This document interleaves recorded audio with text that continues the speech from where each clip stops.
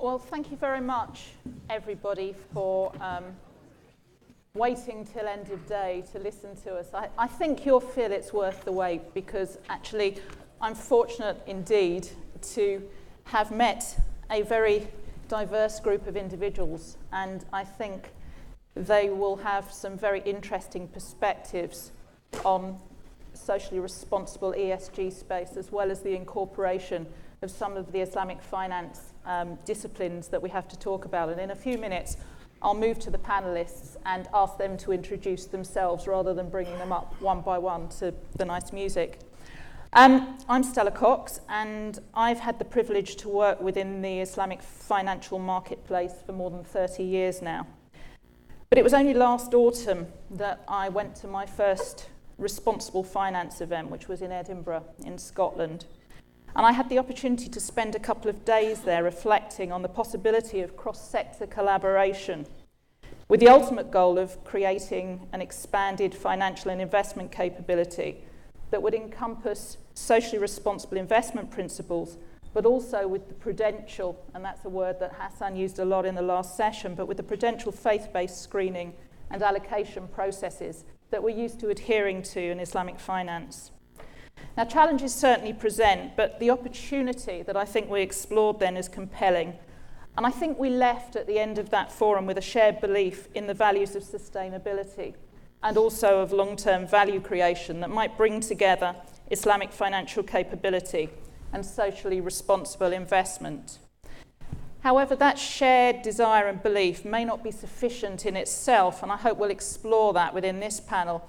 And if we're unable to form a supporting framework, bearing in mind the necessity for commonly upheld analytical, management, operational and governance processes to provide for collaboration, or a fusion, I think was a very nice word that I heard this morning from George Kell, across a geographical and diverse set of financial focuses, then that challenge will prevail. So during this session, we're going to consider the input of leadership and policy in developing responsible finance, with requisite regional and subset perspectives, I hope. And we'll also identify and discuss some specific role models that the panel amongst them and individually identify as perhaps able to support the further growth of the wider system that we're trying to develop. I have with me today Zainal Zainal Abidin, Executive Director of Islamic Capital Markets at the Securities Commission, Malaysia. I have Omar Khan, Director of Strategy and Development at Crescent Wealth, Jessica Robinson, Head of Asia, ex-Japan, Principles for Responsible Investment, and Emily Chu, Vice President and Asia Pacific Research Lead for MSCI. Perhaps I might ask you to just, in a few minutes each, 3 or 4 minutes each, give your perspectives of the particular area or niche within our wider marketplace that you're operating in.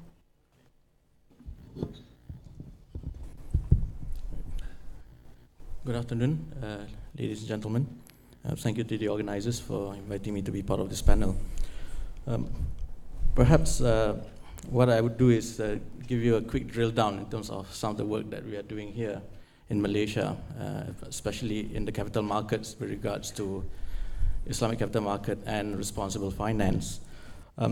First, if I could just very quickly read what we have written in our Capital Market Master Plan 2, which is our blueprint for 2011 to 2020. And I quote, growth and prosperity can only be sustained over the long run through achieving a better balance between the interests of business and society. Social and environmental issues need to gain greater prominence in the corporate decision-making process. So this was in our Capital Market Master Plan 2, which still is the sort of a guiding blueprint for us as this takes us to the year 2020. And as the quote suggests, the area of SRI, responsible investing, responsible financing, is something which has a great place in SC's agenda, Securities Commission Malaysia's agenda. And I think in this regard, if I could just go into some of the initiatives that we have done, in terms of creating the ecosystem for SRI, I've used the term SRI because that's the sort of the generic term that we are using internally to represent sustainable and responsible investment. We have a 5I ecosystem that we have created in helping us to develop this segment of the capital market. The 5 I's are represented by the investors, the issuers, the instruments, internal culture, which largely speaks to the governance aspect. And the 5th I is information architecture, which among others include what was discussed previously in the earlier session on integrated reporting, for example. So we have created the ecosystem, and in terms of some specific initiatives that the SE has rolled out, some of you would know, is the SRI Sukuk framework, which was issued in August 2014. And this was followed up very closely by the issuance of SRI Sukuk by Khazanah, which was aimed to finance the development or enhancement of smart schools in Malaysia. This activity falls under one of the 4 eligible project groups under the SRI Sukuk framework. This falls under largely the social impact project. The second is on sustainable development and natural resources, and third is on renewable energy and clean energy, and the fourth, which is unique to Islamic finance and represent the link between SRI and Islamic finance, if I could say that, is in terms of Waqaf development. So we have these 4 categories to represent the eligible projects under the SRI Sukuk framework. Other initiatives have been done in the capital market is the release of the ESG index by Bursa Malaysia in collaboration with FTSE. Again, in 2014, this was made public with 24 component stocks from the Malaysian stock market. And this number has increased to 34 at the end of last year. They do the review at the end of every year. And at the industry level, we have a fund management company, DDCAP, that has launched an ESG fund that is offered for the public to subscribe to. So I suppose perhaps I could stop there in terms of some of the specific initiatives that we've done in this area. Okay, thank you very much. Jessica, if we can move on to you, and you could do the same. Okay. Tell the audience a little bit about your work, and particularly to reflect, I know you've been involved in shaping of top-down policy to an extent through your PRI work. Okay, so as Stella mentioned, I'm head of Asia for the PRI, and previously I was chief executive for the Association for Sustainable and Responsible Investment in Asia.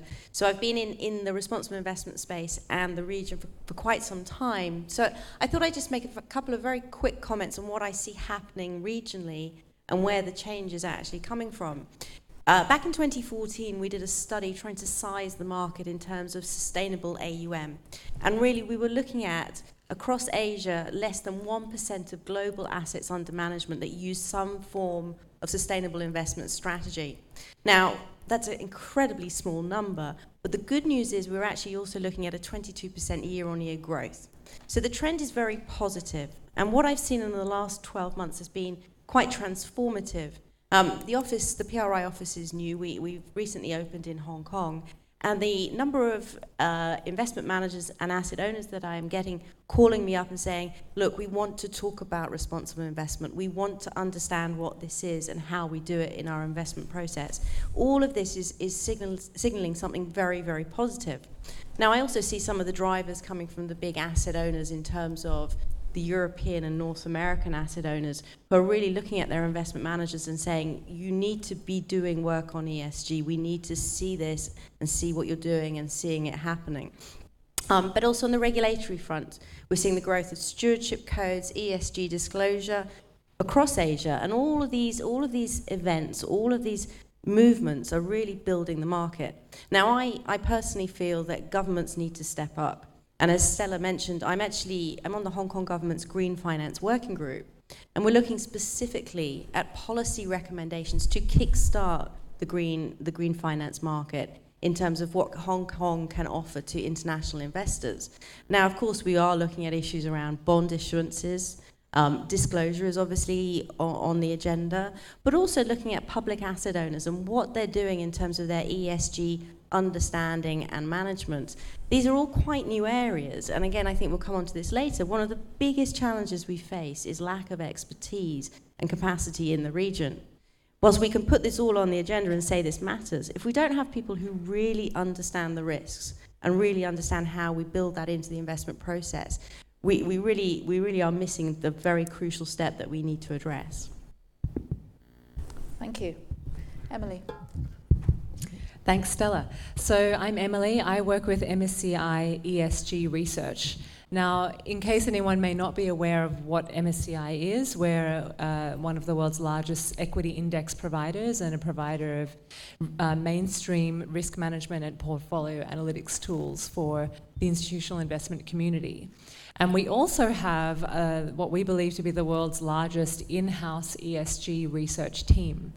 And so we're actually doing ESG research from the perspective of a mainstream financial institution which deals on a daily basis with the world's largest sovereign wealth funds, pension funds, superannuation funds, and asset managers to actually help them solve the problem of how do we do ESG.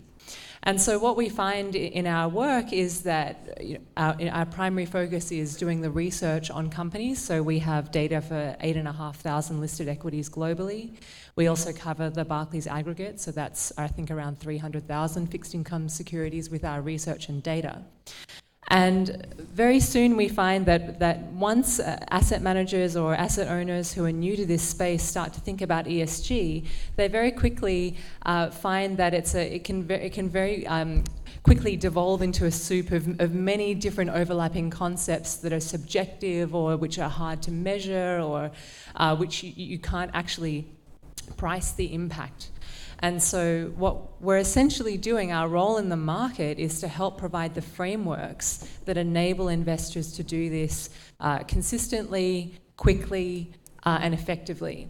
And essentially what that has developed into in the last few years is a lot of product development. So, I mean, Jessica, you mentioned some of the top-down policy influences.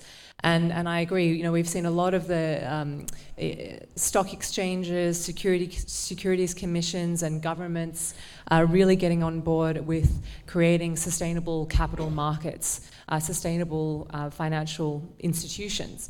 But what we're also seeing is a lot of demand that's actually coming from the actual investors themselves, sometimes in response to grassroots inquiries from their members in the case of a pension fund or their clients in the case of an asset manager, for very quick and scalable solutions to implement ESG.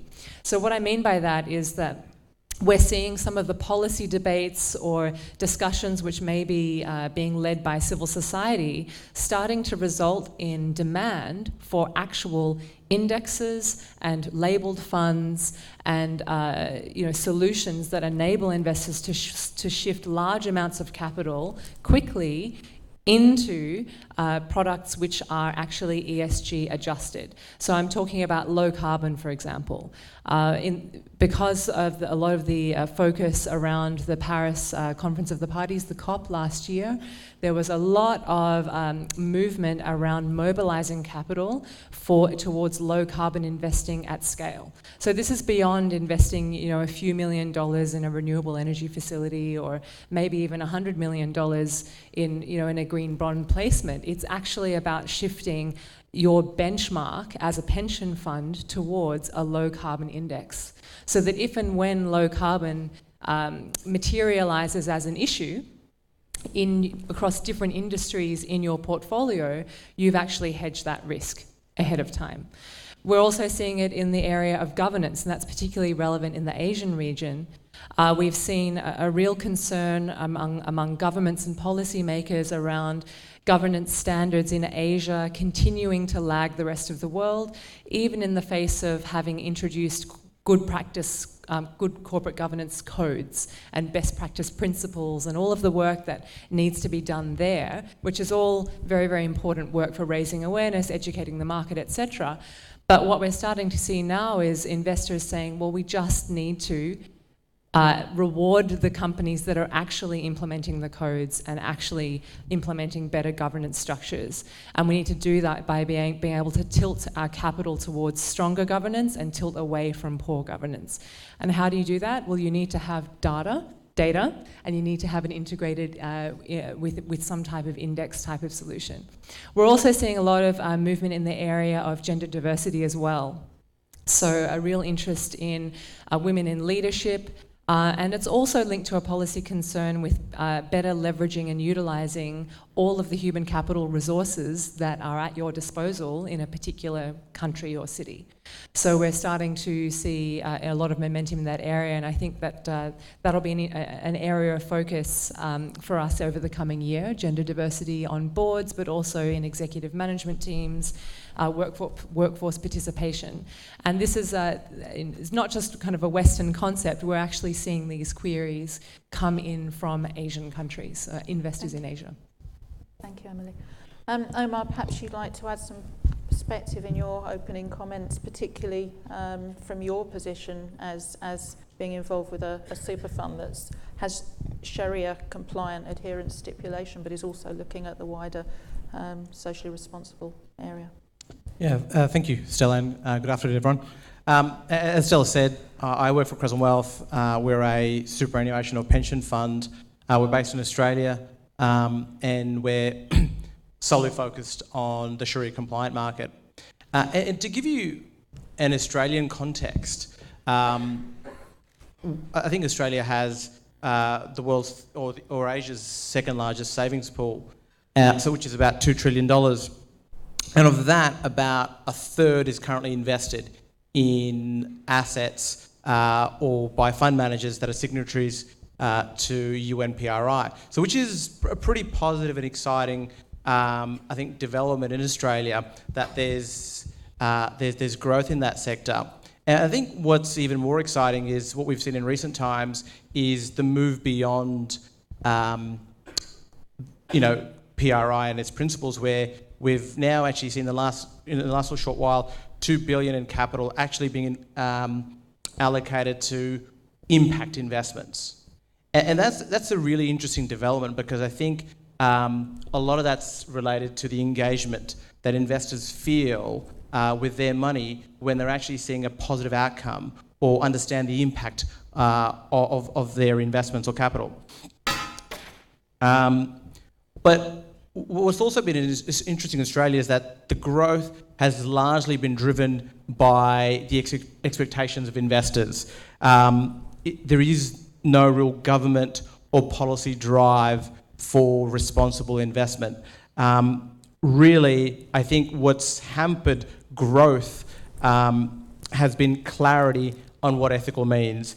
And of course, that can be subjective, as we've discussed today, but investor education and understanding the impact of your investment has been really important. And really for us, discussing with our clients and really explaining to them what the impact of their investment has been a winning formula for us, because we feel that's what drives change, when you actually understand where your money is going and what impact that might have upon you. It's also fair to say that the pension funds have been pretty slow to move in Australia. The government's own sovereign wealth fund is a major investor in tobacco, despite Australia having some of the harshest policies or strongest policies to prevent smoking, so which is completely at odds with government policy.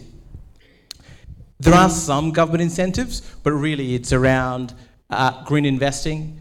So we have tax incentives, local government incentives for renewable energy, as well as green building investment. But outside of that, really, as I said earlier, it's principally been driven by retail investors. And I think, and of course, institutional investors and some forward-thinking corporations. But I feel for Islamic finance, and that's what principally we've been talking about today, to truly gain acceptance in the broader responsible finance market, we need to look beyond negative screens. And I appreciate this has been said a number of times today, and Omar said it earlier today, Omar from Arabesque said it earlier today as well. But I think it's really important, and I appreciate it's been said and it's been widely accepted, but And I think it's upon investors like ourselves, Sedco's already making the move, but also the large Malaysian institutional funds and institutional from other regions to take that lead and communicate with their investor base and educate the investor base about what impact investing is. What is socially responsible investing? What is the impact of your funds?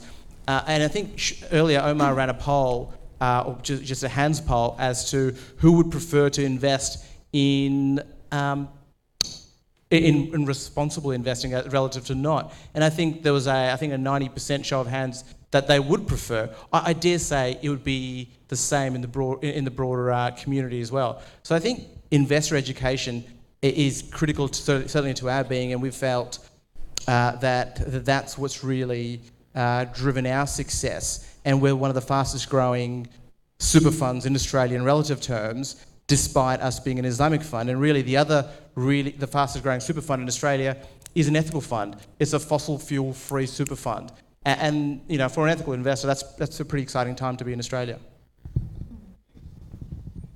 Yeah, I mean, there's some interesting comments on there. If we're looking at policy shaping, I guess, in regard to the expansion of the SRI universe, it's quite interesting to look, and if we look at ESG as opposed to Islamic finance, that here in Malaysia, Malaysia is setting this lead by creating the subset of socially responsible guidance within its Islamic finance regulations. And I think many would say that Malaysia has for a long time gone further than other regulators in establishing the right sort of framework and governance for that as well. In regards to establishing regulatory or top-down approach and policy shaping for SRI and for ESG, how much of a challenge do you feel, Jessica, that is across Asia? Because I've noticed in Islamic finance, for example, when we start to look, we have some markets or some beacons that are very strong in the way that they've regulated and they've shaped and they've legislated. But when we go cross-border and we try and apply those regulations cross-border into other regional markets, let alone cross-border into other broader geographies, it can be quite a challenge. So how is the socially responsible movement adjusting to that, dealing with that? I mean, you're right. This sort of certainly signing up to the PRI is a good step anyway, because that's an international set of principles. But certainly what we've seen in Asia, the movements that China has made have been hugely significant. You know, 5 years ago, the Chinese government wasn't talking about this, but now it's firmly on the agenda. And anybody who says the green finance discussion will soon be moved off the agenda once the Chinese economy really struggles. It doesn't really understand how fundamentally committed the Chinese government is to this. For example, we know they're actually considering mandatory ESG disclosure, which is huge. If China does that, then that will have a significant regional impact. And I mentioned before the work I'm doing with the Hong Kong government. Now, the driver for that has been the efforts that the Chinese government are making. And it's actually saying, right, as a financial centre, what does the government need to do to ensure that we attract that international capital and it flows into the low carbon growth models that we're looking to achieve? Now, I think one of the biggest challenges we face is, again, coming back to the expertise, but I'm talking specifically at the government and regulatory level. So there's the problem with expertise within industry, but there's also the problem of expertise within the policy discussions. And I see this as a very significant issue, and certainly one that's also very difficult to address. Thank you. Emily, as far as awareness, education, expertise is concerned, this is something that comes up a lot. In fact, we're probably having a parallel conversation within the core Islamic finance sector as well, and addressing it in different ways. And Omar and Izlan, I'll ask you to reflect on that in a minute. But Emily, who do you think should take responsibility for wider process and delivery of information and awareness? Is it something that should be done at public sector level? Is it private? Is it something for collaboration? I think everyone has their role to play.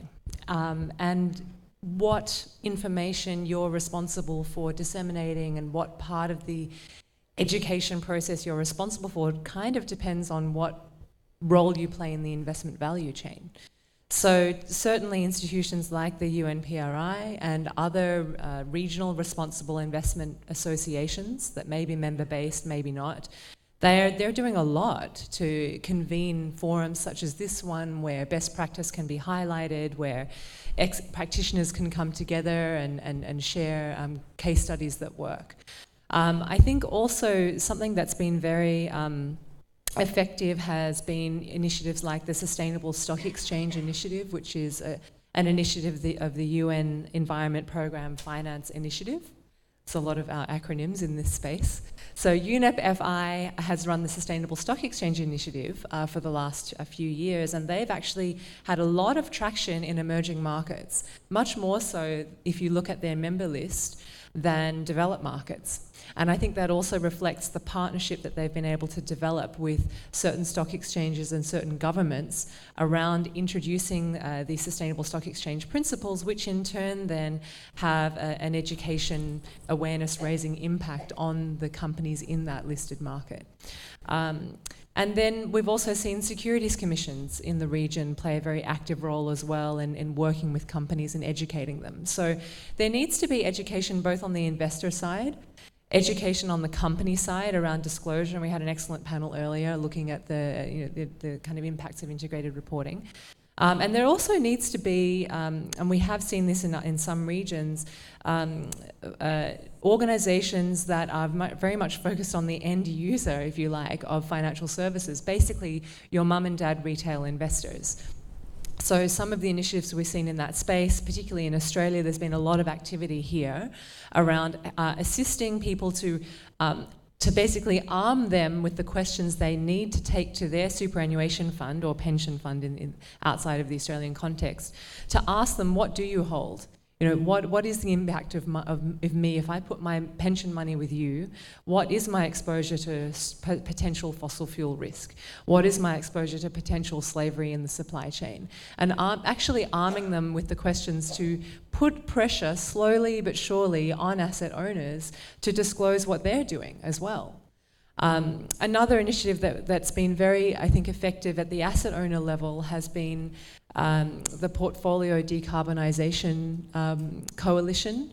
Now, this came into being in late 2014, also in the lead up to the Paris meeting at the end of last year. But we saw in late 2014 the Portfolio Decarbonisation Coalition, which was open to large institutional investors that are committed to decarbonising their portfolio in whatever shape or form that takes.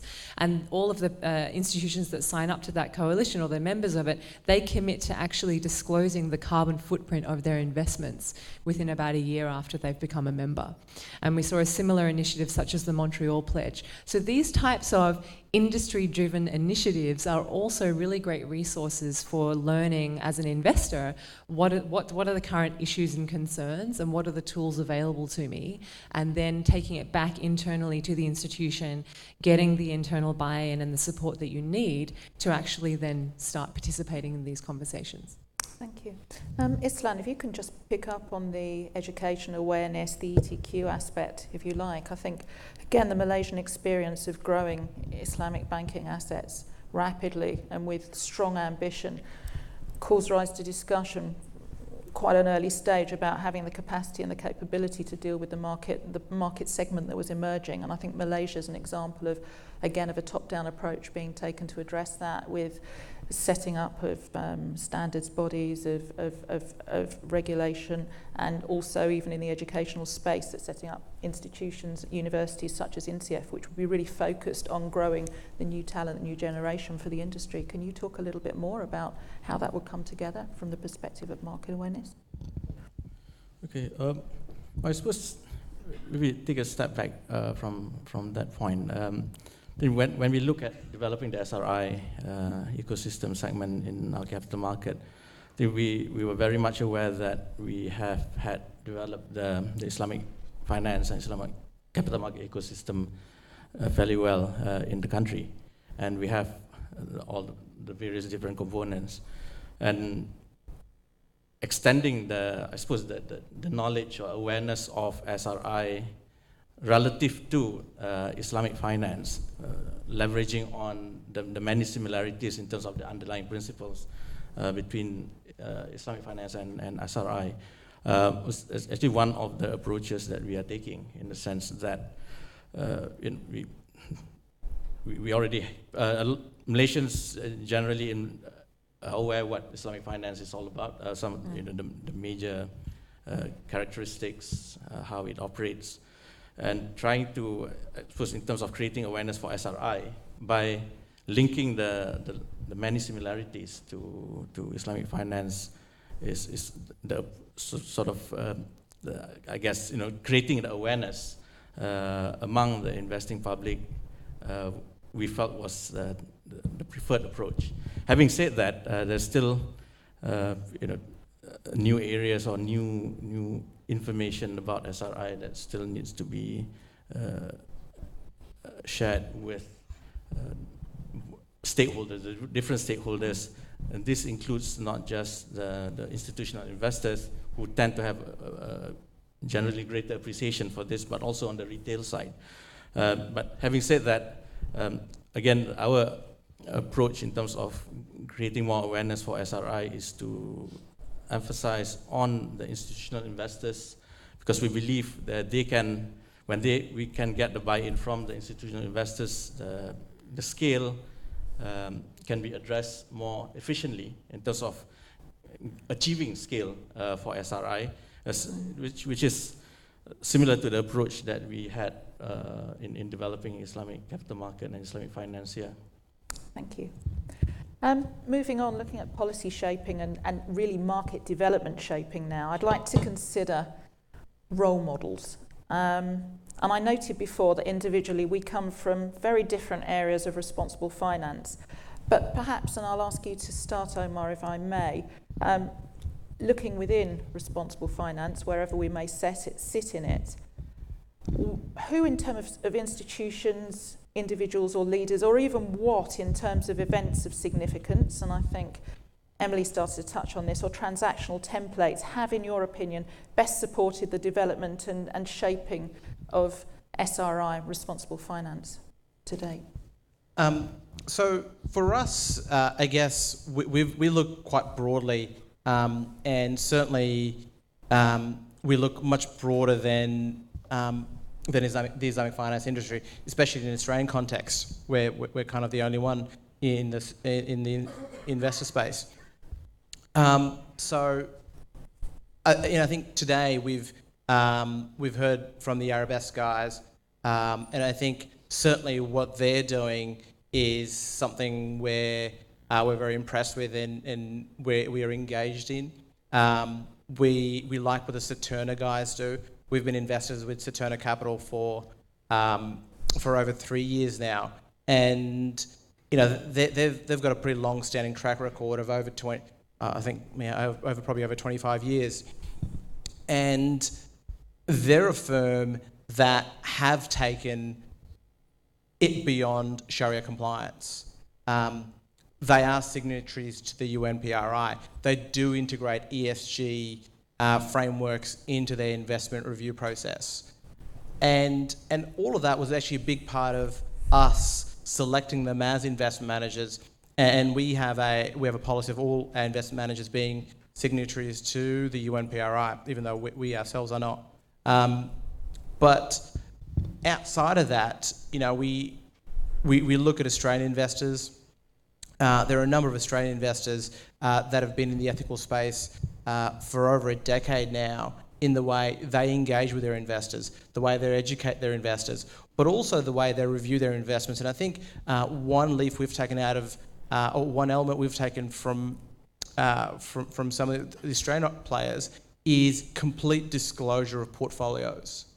So generally, portfolio managers are very protective of their portfolios because they see it as their IP. But we believe that investors should expect full disclosure of portfolios. We don't agree with we don't agree with them being hidden. Now, we haven't gone as far as putting the entire portfolio on our website, but any investor that calls us up and asks for their for essentially what their exposure is down to individual stocks, we're absolutely happy to disclose that. And so I think that is something Islamic finance as an industry, but broadly the broader ethical space, let's just not limit it to, as you said, to Islamic finance, can I think adapt and take more of. And outside of that, I think where Australia is really doing well is impact investing. Yeah. And not just impact investing, but working with community groups around social finance. And I think we have looked at that stuff. We haven't found ways of where we can invest within Islamic finance frameworks, and that's something we struggle with because we would like to be in that space, but we're not able to. And as we look around the Islamic finance world, we find that it's not as innovative as the broader finance industry. And sorry to take it back to Islamic finance, but that's something that's, I guess, an issue we face. We find that, there isn't an industry view on should we be in black coal or should we be in brown coal, whereas there are some pretty defined principles around the broader ethical investment space, what views on that are. And I think, so we look to the broader ethical space and the leading players in that, even if you look at players like, Australian Ethical is a good example, or of Future Super is a good example, who've really taken ethical investing to a new level of disclosure and engagement. Okay, thank you. I'd agree with you, speaking from the Islamic finance space. It's something that Dan Vickery touched on this morning about the importance of the reconnection in our space as well, the market awareness and connecting into social impact. And I think because quite a lot of our transactions have been seen and press covered in the Sukuk space and in the equivalent fixed income market, that some of the focus hasn't necessarily been on connection back into the real economy. But some of our parallels in terms of timeline are quite similar, and we're starting to see that spin back. And I'm thinking of a couple of examples that have been very innovative, not so much social impact, but connecting into the real economy was the very sizable UK export finance backed Sukuk for Emirates Airlines last year, but more on the social impact scale was the Gavi immunisation Sukuk.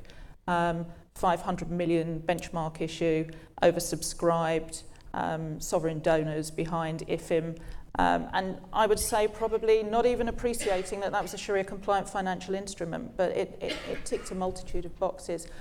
We're going to have to wrap up fairly soon, or open to the audience anyway, but Jessica, perhaps I might ask you just to comment and maybe again look at from the perspective of vision and taking the industry forward and developing it to highlight maybe an exceptional event or circumstance that you think has been most responsible. Yeah, one thing that just struck me when I'm listening to the other panelists is the use of language, and certainly the institutional investors I work with, the governments and the regulators. In that discussion, it's broader than ethical considerations. It's actually, let's move from the grow now, fix later mentality, which has dominated the region, to these are major, major risks to our investments, long-term risks. And certainly the dialogue that I've been involved in is actually, it's not a niche nice to have, it's a fundamental change in our financial systems. Now, one thing I think that was very significant last year was the Paris Agreement. Prior to the Paris Agreement, a lot of private sector investors were saying, look, we know this is important, we are worried about this, but until governments are really willing to commit and be serious about this, we're just hanging back. Now, what's happened since the Paris Agreement is a significant uptick in terms of low carbon portfolios, understanding carbon asset exposures. So I think that policy certainty that happened in December was hugely significant, and we should really factor that in as we look forward. And back to China again, I think the Chinese government's leadership on this is massive, and I think it's going to have a really transformative impact across Asia. Thank you. I'm going to open the floor for one question, maybe two, because we started a little late and we've been asked to wrap up a little bit early so that we can meet the end of day. But I was given an opening session question, which I asked Zainal is whether we could do actually, and you can vote on while we take those questions, because I thought it was more appropriate actually to ask it at the close of session, and we don't have a question for that. But Zainal, is it possible to put the question up now? So, and I thought it would be nice for you to have the benefit of the panelists' diverse experience before we ask it. Which sector do you think will lead to the adoption of responsible finance in emerging Asia? ESG, impact investing, or Islamic finance? And while you vote and we wait for the results, are there any questions just to finish our day with for any of our panelists here?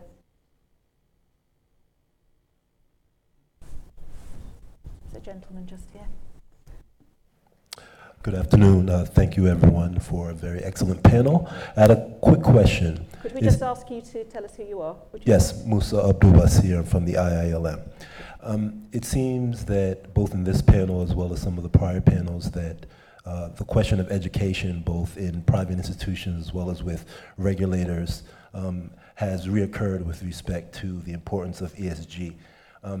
And thinking from the perspective of an attorney and in-house, for those of you who influence policy and talk to regulators, has there been any effort to perhaps make requirements for internal officers inside of companies, sort of like a chief compliance officer must have knowledge or must be able to speak to AML or CFT standards for anti-money laundering, those things being mandatory knowledge for a high-level officer, particularly inside of publicly listed institutions? Has there been any conversation with regulators about perhaps adding maybe knowledge of the UNPRI to that sort of area of expertise for required officers inside of public institutions and companies, so that they can spread that information out, at least mandate it within the household of these large publicly traded corporations? Okay. Would anybody like to take that? Or? Certainly I wish. When you look at some of the ESG disclosure requirements, certainly in Hong Kong, it's a board director level responsibility now. There are pieces of the jigsaw, and on the regulatory side, when we talk about stewardship codes, responsible ownership, again, although not many of those are mandatory. So it's beginning to happen, but it's very slow. And certainly one of the things we really push for with governments is that if this is going to happen, it needs to be government directed, because there is a lack of market-led initiatives in terms of pulling that expertise up. I would just add that I think what we've seen is that there's been a lot more push around issuers and listed companies having to disclose, and then the very natural outcome of having to disclose is needing to train someone or needing to put your executive management team or your risk officers through some type of how do we do this training or course. And so to the extent that disclosure is then now starting to be required of institutional investors, so in France we're seeing that the government's actually mandated that all pension funds must disclose their carbon footprint within 1 year. That then triggers a process internally at those pension funds where they now need to actually understand, how do you measure carbon? How do you measure carbon for a bond versus for an equity investment? So the disclosure is kind of triggering the training. But one thing I would also add is that we've seen the CFA actually start to introduce ESG training or concepts into their core training program in a few different places, and we've been collaborating with the CFA in a couple of different areas too. So we're kind of maybe on the cusp of starting to see it be integrated into mainstream modules or institutions that are out there, rather than having to create something new. Then obviously the UNPRI, they also have a reporting regime, so once you're a signatory, and they're up to over 1,300 now, which is quite rapid growth in the last 10 years, they also require reporting on your ESG integration process, and as part of that, institutional investors also talk about the internal trainings that they run. I think we'll have to stop now, but just a quick other reflection, because I think you might have been driving at it. Where it gets more challenging is looking at some of the faith-based investment strategies. For example, in the UK, I can tell you, and I've worked with the UK Government Task Force for Islamic Finance as a practitioner, it's quite a challenging matter, and I think you were talking about whether to perhaps embed within the regulatory constraint the stipulations that relate to Sharia liaison. Our regulator would say they're a secular regulator, and so they don't opine on matters of faith. But I think where they would see that there is a catch-all to make sure that products are as they say they should be, and that the right level of expertise and awareness is through that, is in the disclosures and in the representation of the products. And of course, if a product is not what it's represented to be, then the regulators may address it in a different way. But I know that Islam will see things completely differently from the way the market's addressed here in Malaysia.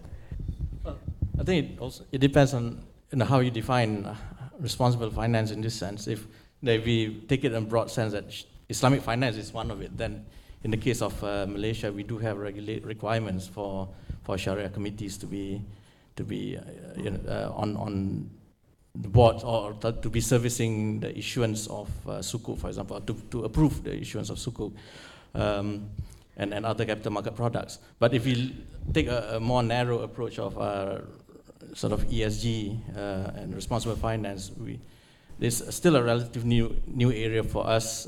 We are at this point quite hesitant to have to mandate very specific requirements.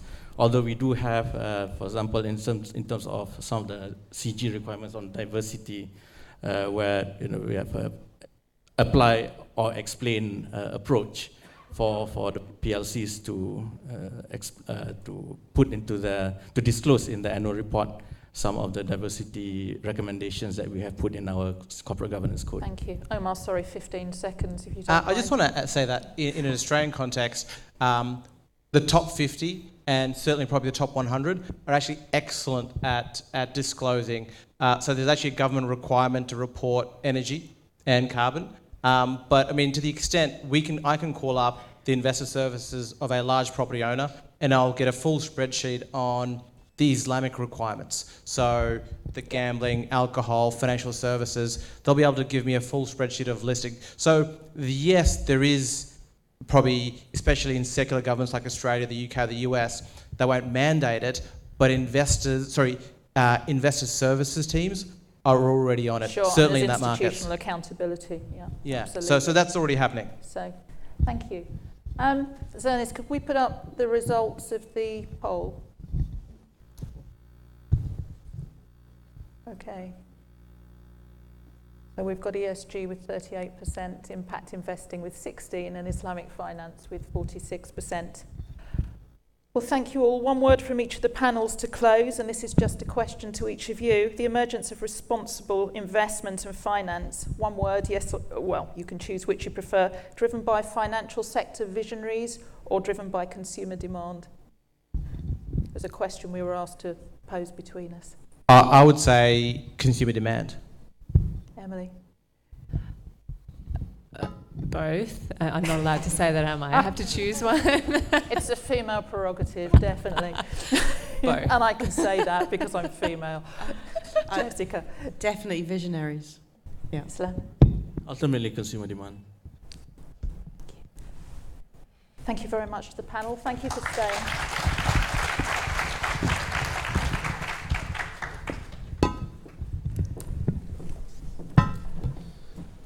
Thank you all very much for attending today. We've heard today from Her Excellency Governor Zeti Akhtar Aziz. She spoke on the essential role of finance in sustainable development and growth, and on the paradigm shift that's taking place in responsible finance. We also heard from George Kell from Arabesque. He spoke about sort of the idea that when society thrives, investments also thrive. In the first panel on hot money and patient capital, we talked about active management of investments and the diversification of risk to disruptors like young people, women, SMEs, and entrepreneurs. And in the second panel on popular perceptions on responsible finance, we heard some quite entertaining Osama bin Laden stories, as well as spoke about harmonizing standards to aid understanding of responsible finance throughout the industry. In the third panel, we talked about improved reporting, which often makes companies more investable and creates stronger firms that are more in tune with societal concerns, which has been a consistent theme throughout today. In the CEO one-on-one, we talked about how Sedco Capital has sort of broadened the understanding of Sharia compliance and started to move it into something that is more along the lines or carries the label of ethical finance. And in panel 4, maybe I don't need to summarize since we've just heard it, but it was fantastic to have all of you on stage. And tomorrow, I do urge you to come in the morning to see His Royal Highness Emir Muhammadu Sanusi II, the Emir of Kano, who is not only a former central bank governor of Nigeria, but also maybe the best respected central bank governor of Nigeria in many years. And he will be speaking tomorrow morning at 9 o'clock. He'll also be the best dressed man in the room, I can guarantee that. So please do come. Thank you.